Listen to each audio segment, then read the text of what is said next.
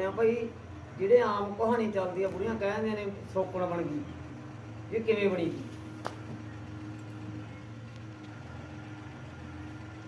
ਦੋ ਸਕੀਆਂ ਭੈਣਾਂ ਸੀਗੀਆਂ, ਦੋਨੇ ਉਹ ਭਾਈ ਮਤਲਬ ਵੀ ਦੀ ਕੰਮ ਧੰਦਾ ਕਰਾਉਂਦੇ ਸੀ ਇੱਕ ਦੂਜੇ ਨਾਲ। ਹੁਣ ਤਾਂ ਫਿਰ ਜਵਾਨਾ ਹੈ ਨਹੀਂ, ਅੱਗੇ ਜਵਾਨਾ ਹੁੰਦਾ ਤਾਣੀ ਤੰਦ ਬੁਣਦੀਆਂ, ਪੈਰੀਆਂ ਦੱਪੇ ਲਾਉਣੀਆਂ।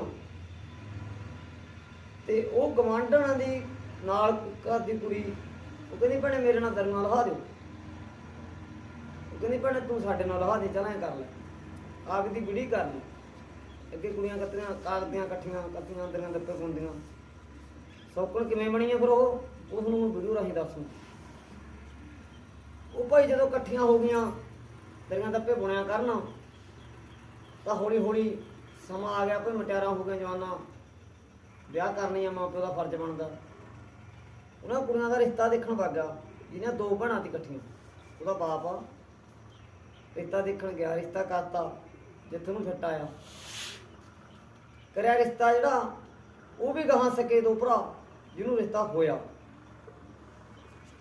ਤੇ ਪਰ ਉਹਨਾਂ ਦੀ ਜਿਹੜੀ ਮਾਂ ਸੀ ਉਹ ਮਤੇਰ ਸੀ, ਮਤਲਬ ਦੂਜੇ ਵਿਆਹ ਦੀ ਸੀ। ਉਹ ਭਾਈ ਜਦੋਂ ਵਿਆਹੁਆਂ ਬਾਗੀਆਂ ਘਰੇ ਕੰਮ ਧੰਦੇ ਲੱਗ ਗਿਆ ਆਪਦਾ, ਮਹੀਨਾ ਦੋ ਮਹੀਨੇ ਪਿੱਛੋਂ ਹੁਣ ਮਤੇਰ ਨੇ ਆਪਣੇ ਵਾਲਾ ਕੰਮ ਕਰਨਾ ਹੀ ਕਰਨਾ। ਜੇ ਕਹਿੰਦੇ ਬਗਾਨੀ ਮਾਂ ਬਣ ਜੇ ਫਿਰ ਅੰਤ ਨਹੀਂ ਕੋਈ ਦੁਨੀਆ ਦੇ ਉੱਤੇ, ਬਗਾਨੀ ਪਰ ਬਣਦੀ ਨਹੀਂ ਹੁੰਦੀ। ਉਹਨਾਂ ਨੇ ਭਾਈ ਦਿਲਾ ਉਹਨਾਂ ਨੂੰ ਪੁੱਛਿਆ ਮੁੰਡਿਆਂ ਨੂੰ ਜਿਹੜੇ ਵਿਆਹੇ ਸੀ ਵੀ ਮੰਨ ਕੇ ਚੱਲ ਵੀ ਮਾਂ ਐ ਰੁੱਖਾ ਮਿੱਸਾ ਕੋ ਬੋਲਦੀਆਂ ਨੇ ਸੋਨੂੰ ਨੇ ਸਾਨੂੰ ਸਾਰਿਆਂ ਨੂੰ। ਉਹ ਕਹਿੰਦਾ ਵੀ ਸਾਨੂੰ ਤਾਂ ਪਤਾ ਨਹੀਂ ਕਿਉਂ ਬੋਲਦੀ ਹੈ, ਵੀ ਪਿਓ ਨੂੰ ਪਤਾ ਹੋ। ਉਹ ਭਾਈ ਬੁੜੇ ਨੂੰ ਵਿਚਾਰੇ ਨੂੰ ਚੰਗਾ ਸਾਹਮਣਾ ਕਰ ਲਓ। ਉਹ ਦੋਨੇ ਜਣੀਆਂ ਜਾ ਕੇ ਉਹਦੇ ਬੁੜੇ ਦੇ ਪਾਣੀ ਸਰਾਣੇ ਪੈ ਗਈਆਂ। ਕਹਿੰਦੀ ਬਾਪੂ ਸਾਨੂੰ ਐਂ ਦੱਸ ਵੀ ਮਾਂ ਸਾਨੂੰ ਰੁੱਖਾ ਮਿੱਸਾ ਕੋ ਬੋਲਦੀ ਹੈ। ਕਹਿੰਦਾ ਭਾਈ ਚੁੱਪੀ ਕਰ ਜੋ, ਕਾਹਨੂੰ ਗੱਲ ਸੁਣਦੇ ਹੋ? ਕਹਿੰਦੇ ਨਹੀਂ ਬਾਪੂ ਦੱਸ। ਕਹਿੰਦਾ ਭਾਈ ਮੈਂ ਤੁਹਾਨੂੰ ਦੱਸਦਾ ਰੁੱਖਾ ਕਿਉਂ ਬੋਲਦੀ ਹੈ ਤੁਹਾਨੂੰ।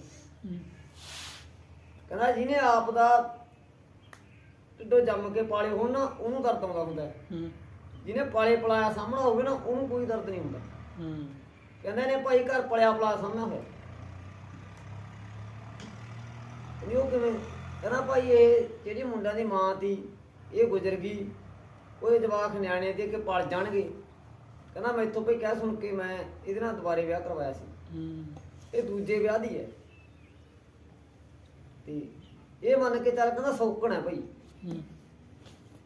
ਉਹ ਕਹਿੰਦੇ ਬਾਪੂ ਉਹ ਤਾਂ ਅਸੀਂ ਅੱਜ ਪਹਿਲੀ ਵਾਰ ਸੁਣਿਆ ਵੀ ਸੌਕਣ ਵੀ ਹੁੰਦੀ ਹੈ। ਉਹ ਕਹਿੰਦਾ ਭਾਈ ਕੋਈ ਗੱਲ ਨਹੀਂ, ਤੁਹਾਨੂੰ ਲੱਗ ਜੀ ਪਤਾ, ਹੌਲੀ ਹੌਲੀ ਰੱਖੋ ਧੀਰਜ।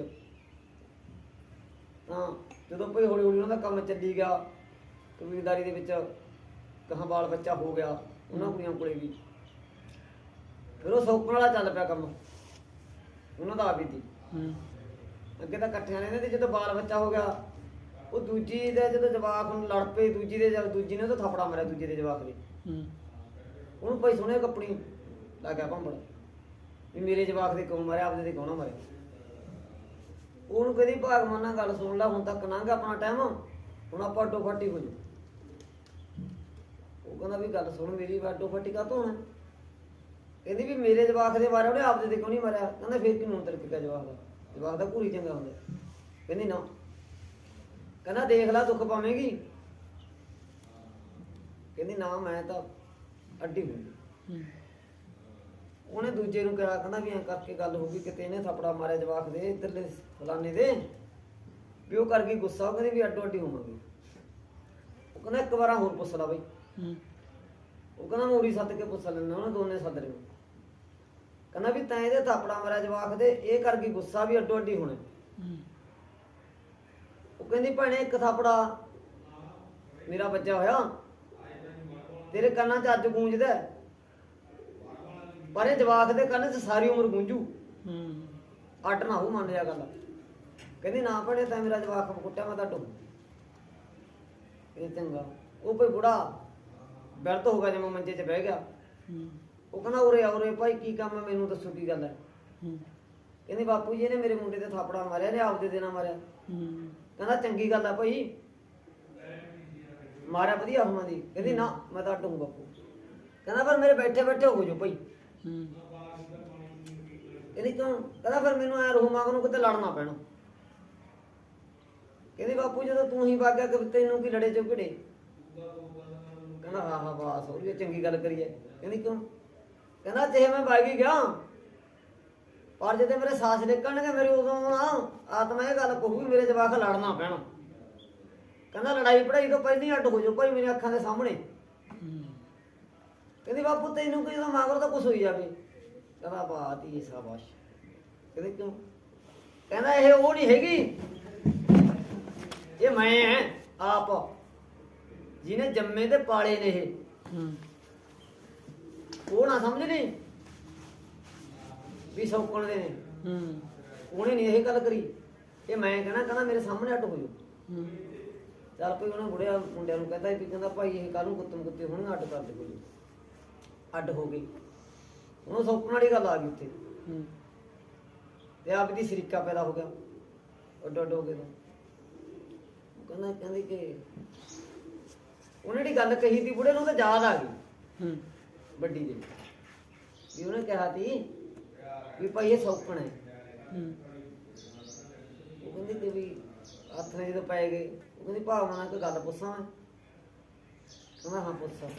ਕਹਿੰਦੀ ਸੌਕਣ ਕੀ ਹੁੰਦਾ? ਵੀ ਬਾਪੂ ਨੇ ਕਿਹਾ ਸੀ ਵੀ ਸੌਕਣ ਹੈ, ਉਹ ਕੀ ਹੁੰਦਾ? ਕਹਿੰਦਾ ਹੁਣ ਤੈਨੂੰ ਨਹੀਂ ਪਤਾ? ਕਹਿੰਦੀ ਨਾ ਜੀ ਮੈਨੂੰ ਤਾਂ ਨਹੀਂ ਪਤਾ। ਕਹਿੰਦਾ ਜਿਵੇਂ ਹੁਣ ਤੁਸੀਂ ਹੋ। ਕਹਿੰਦੀ ਕਿਵੇਂ? ਕਹਿੰਦਾ ਜਦੋਂ ਵਿਹੋਲੀਆਂ ਆਈਆਂ ਤੂੰ ਹੈਗੇ ਹੋ ਤੁਸੀਂ? ਕਹਿੰਦਾ ਨਾ। ਕਹਿੰਦੇ ਉਹ ਤਾਂ ਹੈ ਨਹੀਂ। ਕਹਿੰਦੇ ਹੁਣ ਤਾਂ ਮਨਾਂ 'ਚ ਧੂੜੀਆਂ ਪੈ ਗਿਆ। ਕਹਿੰਦਾ ਪਰ ਇਸੇ ਨੂੰ ਸੌਕਣ ਕਹਿੰਦੇ। ਸੌਕਣ ਕੋਈ ਹੋਰ ਨਹੀਂ ਬਣ ਕੇ ਨਹੀਂ ਹੁੰਦੀ, ਉਹੀ ਸੌਕਣ ਹੁੰਦੀ ਹੈ। ਕਹਿੰਦੀ ਫਿਰ ਐਂ ਦੱਸ ਮੈਨੂੰ। ਕਹਿੰਦੀ ਜੇ ਆਪਾਂ ਦੁਬਾਰੇ ਇਕੱਠੇ ਹੋ ਜਾਈਏ। ਕਹਿੰਦਾ ਹੁਣ ਤਾਂ ਜੇ ਕੁਛ ਕਰ ਲੈ, ਜਦੋਂ ਕਿਰਾਂ ਸੌਕਣ ਬਣ ਗਈ ਫੇਰ ਨਹੀਂ ਲੰਘਦੀ ਹੁੰਦੀ। ਹੁਣ ਤਾਂ ਚੱਲੀ ਜਾਂਦੇ ਕੰਮ ਜਿਵੇਂ ਚੱਲਦਾ। ਚੱਲ ਸਮਾਂ ਲੰਘਿਆ ਪਈ। ਉਹ ਆਪਦੇ ਜਵਾਕਾਂ ਨੂੰ ਰੋਜ਼ ਘੂਰਿਆ ਕਰੇ ਛੁੱਟੀ। ਉਹ ਕੋਈ ਲਾਡ ਰੱਖਿਆ ਕਰੇ ਆਪਦੇ ਜਵਾਕ ਨੂੰ, ਕਿਹੜੀ ਚੀਜ਼ ਮੰਗਿਆ ਕਰੂ ਦਿਆ ਕਰੂ। ਉਹ ਨਾਲੇ ਕੰਧ ਉੱਤੇ ਕਹਿ ਜਾ ਕਰੇ ਰੋਜ਼ ਭੈਣੇ ਇੱਕ ਥਾਪੜੇ ਨਾਲ ਕੁਛ ਨਹੀਂ ਹੁੰਦਾ। ਥਾਪੜਾ ਤੇ ਮਾਰਦੀ ਰਹਿ, ਯਾਦ ਰਹੂਗੀ ਤੇ ਵੀ ਮੇਰੀ ਮਾਸੀ ਨੇ ਸੌਕਣ ਨੇ ਥਾਪੜਾ ਮਾਰਿਆ ਤੀ ਮੇਰੇ।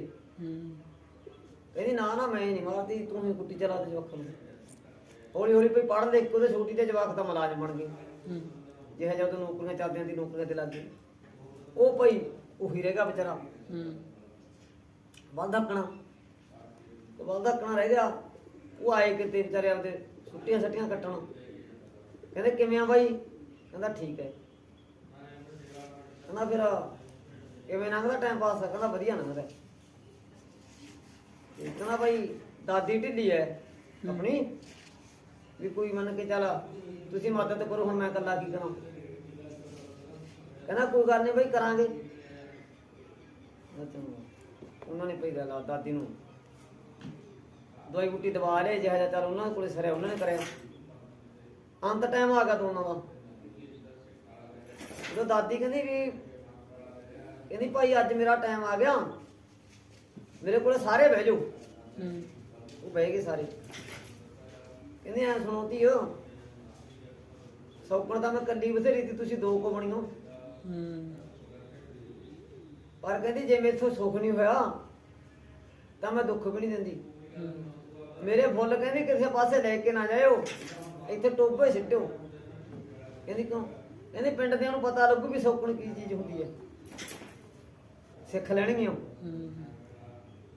ਕਹਿੰਦੇ ਚੰਗਾ ਕੋਈ ਨਾ। ਉਹ ਕੋਈ ਜਦੋਂ ਕੁੜੀ ਗੁਜ਼ਰ ਗਈ, ਉਹ ਜਿਹੜਾ ਮੇਰੇ ਵਰਗਾ ਦੀ ਵਿਚਾਰਾ ਵਾਧਾ ਕੂ, ਉਹਨੂੰ ਕਹਿੰਦੇ ਬਈ ਐਂ ਕਰਕੇ ਦੇਲਾ ਵੀ ਕੀ ਕਰੀਏ ਹੁਣ ਆਪਾਂ ਜਵਾਨੀ ਦੀ ਲਤਵਾਰ ਦੇ ਹਿਸਾਬ ਨਾਲ। ਉਹ ਕਹਿੰਦਾ ਬਈ ਤੁਸੀਂ ਕੁਛ ਕਰ ਲਓ। ਕਹਿੰਦੇ ਫਿਰ ਅਸੀਂ ਤਾਂ ਫੁੱਲ ਯਾਰ ਹਰਦਵਾਰ ਪਾਉਣ ਦੀ ਸਲਾਹ ਹੈ। ਕਹਿੰਦਾ ਐ ਕਰੋ ਮੇਰੇ ਤੀਜੇ ਹਿੱਸੇ ਤੇ ਵੰਡ ਕੇ ਕੀਲੀ ਤੇ ਟੰਗ ਦਿਓ। ਕਹਿੰਦਾ ਕਿਉਂ? ਕਹਿੰਦਾ ਜਿੱਤੇ ਮੇਰੇ ਚ ਗਜਾਇਸ਼ ਮੈਂ ਪਾਇਆ। ਤੁਸੀਂ ਬਈ ਪੜ੍ਹੇ ਲਿਖੇ ਮੁਲਾਜ਼ਮ ਲੱਗੇ ਹੋ, ਪਰ ਮੇਰੇ ਥਾਪੜਾ ਵੱਜਿਆ ਹੋਇਆ ਜੇ ਦੁਬਾਰੇ ਵੱਜਦਾ ਤਾਂ ਮੈਂ ਪੜ ਜਾਂਦਾ। ਪਰ ਮੇਰੀ ਮਾਂ ਦੇ ਲਾੜ ਨੇ ਅੱਜ ਮੇਰੀ ਦਾਦੀ ਦੇ ਫੁੱਲ ਮੇਰੇ ਕੀਲੇ ਤੇ ਟੰਗਾਤੀ। ਜੇ ਮੁਲਾਜ਼ਮ ਲੱਗਿਆ ਹੁੰਦਾ ਤਾਂ ਛੋਟੇ ਵਾਂਗੂ ਕਹਿੰਦਾ ਮੈਂ ਵੀ ਹਰਦਵਾਰ ਜਾਣਾ ਦਾਦੀ, ਪਰ ਮੇਰੇ ਚ ਗਜਾਇਸ਼ ਨਹੀਂ ਬਈ, ਮੇਰੇ ਹਿੱਸੇ ਦੇ ਫੁੱਲ ਵੰਡ ਕੇ ਕੀਲੇ ਤੇ ਟੰਗ ਦੇ। ਜਿੱਦੇ ਮੇਰੇ ਚ ਗਜਾਇਸ਼ ਹੋਈ ਉਦੋਂ ਮੈਂ ਹਰਦਵਾਰ ਪਾਇਆ। ਝਾਕਣ ਖੜੇ ਉਹ ਦੂਜੀ ਆ ਗਈ, ਉਹ ਮੰਨ ਕੇ ਚੱਲ ਮੁੰਡਿਆਂ ਦੀ ਮਾਂ ਕਹਿੰਦੀ ਕੁੜੇ ਫਲਾਨੀ ਹੈ, ਕਹਿੰਦੀ ਹਾਂ, ਕਹਿੰਦੀ ਮੁੰਡੇ ਕੀ ਕਹਿੰਦੇ ਨੇ, ਕਹਿੰਦੀ ਮੈਨੂੰ ਤਾਂ ਪਤਾ ਨਹੀਂ ਭਣੇ ਕੀ ਕਹਿੰਦੇ ਨੇ, ਕਹਿੰਦੀ ਆ ਕੇ ਸੁਣ ਲੈ। ਉਹ ਕਹਿੰਦੀ ਮਾਸੀਆਂ ਕਰਕੇ ਫੁੱਲ ਹਰਦਵਾਰ ਪਾ ਦਈਏ, ਕਹਿੰਦੀ ਭਾਈ ਮੁੰਡੇ ਨੂੰ ਪੁੱਛ ਲਓ ਮੇਰੇ ਨੂੰ। ਕਹਿੰਦਾ ਮੁੰਡੇ ਨੇ ਤਾਂ ਦੱਸਤਾ ਫਿਰ, ਉਹ ਤਾਂ ਕਹਿੰਦਾ ਮੇਰੇ ਤੀਜੇ ਹਿੱਸੇ ਦੇ ਫੁੱਲਾਂ ਕੀਲੇ ਨਾਲ ਟੰਗ ਦਿਓ।